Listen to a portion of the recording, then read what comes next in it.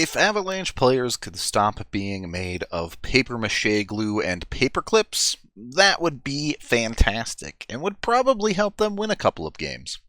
Avs lose to the Minnesota Wild 4-3 in overtime. Oh my goodness gracious! Wasn't it time? Score! Justice is served! The Avs losing this game is not a concern. Honestly, even the way the Avs lost this game is not a concern, though it is a bit more of one than losing in general. No, the obvious big concern for the Avalanche is their best player is now in a complete mystery box, and nobody knows when they will see him again. Nathan MacKinnon does not come out for the third period of this hockey game after producing 2 points in the first 2 periods, and it's announced he has a lower body injury and will not return to the game.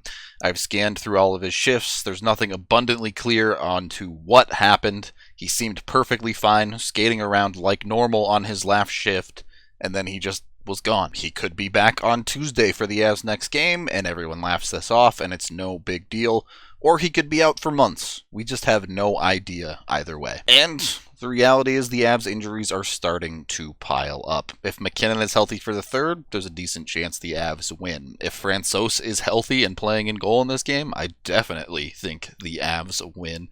Honestly, even if Devon Toews is healthy and playing in this game, the Avs probably win. But none of those things were true. So the Avs ended up losing. But how did that bread get made? Well, it started out like normal. The first part of this game looked extremely solid. The Avs picking up right where they left off against Minnesota, controlling play heavily. I'm not going to look it up, but I believe it's 9 out of 10 games now that the Avs have scored the first goal. Definitely 8 out of 10, maybe 9 out of 10 games where the Avs have scored the first goal. The Avs do it again here, just 4.5 minutes in. The Avs are moving through the neutral zone here, and it gets a bit messy as Minnesota ties things up, but the Avs work hard to win this puck battle, and Landeskog is going to be the man to come away with the puck eventually on the far boards. Minnesota just gets a little bit jumpy. The defensemen start to overcommit. They all start moving towards the offensive side. So when Landy gets the puck and passes it to MacKinnon as they cross the blue line, turns out MacKinnon is a pretty good skater. He's going to find some space. Donskoy jumping up into the play with no one marking him specifically. All of a sudden, Parise is caught a little bit too far to the outside as I zoom in on nothing there. MacKinnon is just otherworldly right now at helping other players produce. Donskoy is going to get a great pass from him, and he finishes up over the shoulder. All was well and good. At that point, the Avs are off to a good start, and you expect them to do what they usually do and keep rolling along, start picking up a couple more goals, and put Minnesota away, honestly. And they did play like that. They just could not find the finish for the rest of the first period. There's another version of this game where it's easily 3 or 4-0 for the Avalanche after period 1. Instead, you have MacKinnon double clutching on a shot and firing it right back into Talbot's glove. Great save by Talbot on this one particularly, to be fair. You have Andrei Burakovsky entirely whiffing on a shot that he probably would have scored on, and then on the second attempt, he hits the post for the Avs' 16th post of the season. And then you have Sam Girard creeping in on the back door, just can't quite get the redirect correct to hit it into the empty net. Pick any one of those goals to go in, and this game is very, very different. The Avs are up 2-0, and they can kind of sit back and abuse what is a back-to-back where both teams are going to be tired. Instead, none of them go in, and they're still in a scrap throughout the first period until eventually Minnesota gets a bounce or two and it's a tie game. There is a lot of risk in this play. I don't really have that much of a problem with at least the start of it because that's just the way the Avs like to play hockey and it's quite successful. Cale Makar is the man carrying the puck in and he's going to get in deep before feeding it off to Landeskog up the near boards. This is fine. You just have to recognize that one of your defensemen is in deep in the zone and play around it, and honestly, the Avs kind of do. A little bit of sloppiness from Landeskog here as he just walks right into a poke check to create a turnover. That's not great. 3 guys deep. It's already an odd man rush of a 3-on-2. Dangerous, but not catastrophic yet. And then Nathan MacKinnon swings across and goes for this weird sweeping, reaching YOLO poke check that accomplishes nothing and almost takes him out of the play. Now, he's a good skater, but he's not going to get back to stop this 2-on-1 situation. It's not great. You would really like to see MacKinnon commit to being the high forward there and not take an unnecessary risk, leaving rookie Bo Byram back by himself on the play. All of that, and the Avs still get away with this. The initial shot is saved by Miska, but he does not handle the rebound well at all. It kicks out, and this is where a little bit of bad luck comes into play. This puck pinballs off of 3 or 4 players in front, and eventually, you can't really see it because it's behind a player, but comes out right next to the goal for Greenway to collect on the goal line. Miska, having committed to the initial save, is deeply out of position, and it's a tap-in because of the bounces. No team is going to play perfect hockey. You can live with some mistakes, and honestly, that whole play is one that I can kind of live with. Turnover, unfortunate, maybe a misread or two along the way, but those things happen throughout a hockey game. It's about converting enough chances as you go, and that's where the Avs fell short. They needed to convert some of the mistakes the Wild made in this game, and they didn't. So it's 1-1 after the first period. The Avs special teams did falter a little bit on the power play side tonight. It was just not a great look. The second power play continues to look better of the two. First power play's got to figure something out to be a little bit more consistent. Not going to knock it too much because their overall percentage is still great, but a power play goal would have been big in this one. Credit to the PK. They stopped all 3 power play opportunities for the Wild. That gave the Avs an opportunity to win. Things kind of started to fall apart in the second period. Sloppiness started to set in for the Avs. The grind of a back-to-back. Look, on paper, even with injuries, I do believe the Avs are the better team in this game. With that being said, when you look at play styles, how do the Avs love to produce? How do they love to play? They want to skate teams to death. That's going to be harder to do on a back-to-back than playing a sludgy, slow hockey game, the style that Minnesota wants to play. So it played into Minnesota's hands a little bit in that way. And the recurring theme of punishing mistakes continues. As Ryan Graves turns a puck over in the neutral zone for the Avs, it gives Minnesota an opportunity in the offensive zone to do that mucking of it up, and they end up converting. So Minnesota in the offensive zone, grinding this one out here. We're going to see the second line on the ice. While they have figured out their offensive side, and it looks great, still a little bit of miscommunication going on with this line in the defensive zone, as you're going to see. All 3 forwards triple committing to the far side of the ice. When the puck does eventually come back across to the near side, you're going to get the same thing happening the other way. A double commit back to the other side. No one's sitting back. No one's sitting towards the middle of the ice, and Kadri honestly just overcommitted to a puck that's just not there anymore, taking himself almost entirely out of the play. So you get this chaotic situation where Girard, as the Avs defenseman do, steps into no man's land to play the shot block. You have Saad coming back, kind of covering no one, as Girard is acting as a double here. He's trying to block the shot, and he's trying to stop anything from getting to the man down low. Meaning Saad, you'd like to see him be a bit more aggressive, taking the puck carrier here, if that's the case.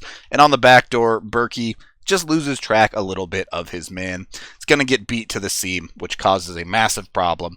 And sitting on the other side of the ice is Victor Rask, waiting to snipe this one on Miska, which, getting across like that, not something you can ask of any goalie, let alone your third goaltender. Again, I don't want to fault the second line too much. If they keep playing how they're playing, they'll be just fine. They don't have to be perfect in the defensive zone, but there's always things that can be cleaned up. Luckily for the Avs, they have a guy on this team that should probably win the Norris Trophy, and he was tired of having a 0-goal stat line. 2 minutes after the Avs go down by a goal, Cale Makar decides single-handedly that he wants to tie this game up. Kind of a tie-up face-off in the offensive zone for the Avs. I want to express part of why MacKinnon's so great. Yes, he's a stupid good elite talent, but he also puts the work in. He gets his stick in here, gets a poke check, and creates a turnover for the Avalanche. All of a sudden, this is a play. Nice little passing to get it back up high from Mikko. Girard has it, drops it off to MacKinnon. MacKinnon says, you know what? Cale, you seem angry tonight. Why don't you go ahead and take care of this? Cale picks it up, puts on a technical skating show that may be some of the best we've ever seen in the NHL here, as he faces Jordan Greenway and just absolutely murders him between mohawks, side skating, backwards skating, putting on a quick stop break here. Greenway doesn't know what just happened to his feet. He can't feel his legs anymore. Makar creates an absurd amount of space in the high slot here, Body's in front. Talbot is trying to track it, and he shoots back against his body up into the top corner over the blocker. I mean, that's just from a different planet. So the Avs get it back to tie. The rest of the second period was kind of gross, to be honest. It's the first period in 3 or 4 games where it really felt like the Avs were just surviving, just trying not to collapse in on themselves. You have to imagine fatigue is somewhat of a problem, but the Mild were on a back-to-back as well, so you wanted a little bit more out of them in that period. Start of the third period, and MacKinnon is MIA, which is exacerbating a problem that already was in this game, where the Avs were running just 11 forwards with 6 defensemen, playing down a man a night due to salary cap restrictions. They had to sit Kiefer Sherwood to call up Jacob McDonald to run 6D in this game, which to run another forward would have put them over the salary cap. There's a lot of conversations going on about this. The Avs could have put someone on LTIR and used the extra cap space that they would get for putting someone on injured reserve. They chose not to. That's just the decision they made. The reason for it is because they are trying to squeeze the maximum amount of value out of their salary cap early in this season.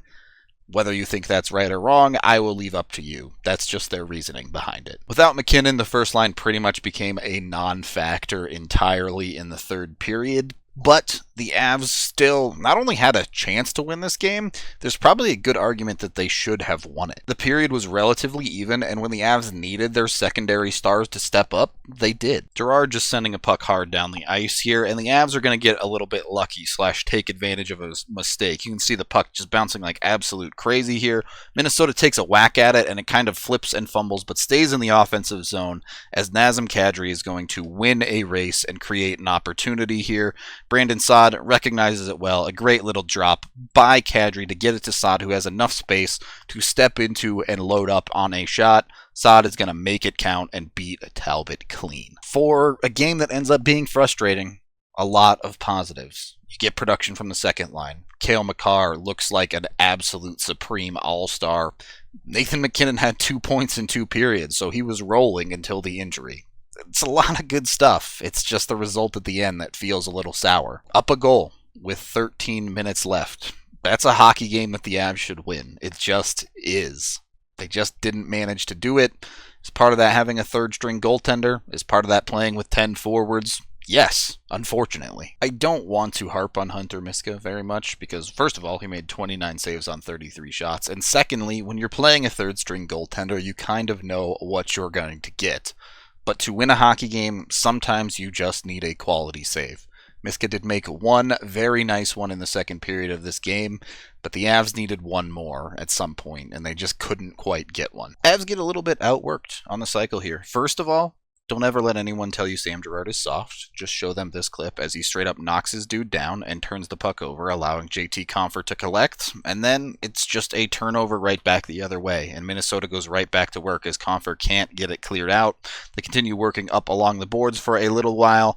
Avs even play pretty good defense here. Everyone's marking pretty well. Donskoy recognizing where his man is out high, the battle in front, Girard taking the puck carrier. This is good defense. The Avs are playing everything correct here. Just a turnover that ends up costing them. This puck eventually spin around a flippy spot, thrown into the middle of the ice. Minnesota has no chance to do anything with this as the Avs are playing defense well. Just takes a tough bounce off of JT Compher's skate that he can't control, and it comes right out to the high slot to Victor Rask. It's a tough one all the way around. 5 bodies in front. I mean, look at this. An elite goaltender, maybe they track this puck. Maybe it isn't rough. But with that many bodies in front, Miska can't see anything. Shot's already on its way in. Miska doesn't even know it's coming yet, and he's sliding out of position as the puck is going towards this near side corner. By the time he realizes he's in trouble, the puck's in the back of the net. Minnesota converts. Again, the Avs could have easily been up 6-2 or something in this game, but they just didn't have the finish. Now, we've been pretty negative over this whole game, but the Avs managed to get this game to overtime. And if you take 3 out of 4 points in a back-to-back, you take it every single time. If you don't know what the game looks like, you will take 3 out of 4 in a back-to-back and walk away. What stings is the Avs had the lead twice in this game, and they didn't manage to pull it out. Overtime was over quickly. Again, same kind of situation. You cannot put really any expectations on Hunter Miska. The Avs lose the opening face-off, and first shot goes in the net. Minnesota gains the zone here. The Avs back off heavily. Landy initially steps out to take the high man, and then as the puck gets worked down low, I don't know what happens here. Landy just kind of drifts off into no man's land and is covering nothing, or I guess the same seam that Girard is covering. A little bit of a miscommunication there as no one ends up covering the man in the high slot. Pass comes through. It's a one-timer, so a little bit of credit there, but all Miska has to do is close the 5-hole, and this shot doesn't go in. If you're an NHL goaltender, you kind of need to be able to make that save, but this time, not today. A bit frustrating, but again, not going to overthink this one. Grubauer needed some rest. You have to do what you have to do. The big concern here is hopefully Nathan MacKinnon is okay. Bit of a funny moment that kind of sums up this game. Avs assistant coach yelling, let's go, get out there. You guys are up. Keep your eyes on Nichushkin, and I believe that's JT Comfort right there. They're both going to step up and go to get on the ice. Oh, I guess it's these two. My bad. Everything's good here. They're jumping onto the ice, and then we have some synchronized tripping over the boards as they both get their back foot caught on the edge of the boards, stumble onto the ice, and both almost fall. Nothing comes of it, but just a little bit of a funny play there. Right now, it sounds like at least Devon Taves might be close to coming back. The rest will have to wait and see.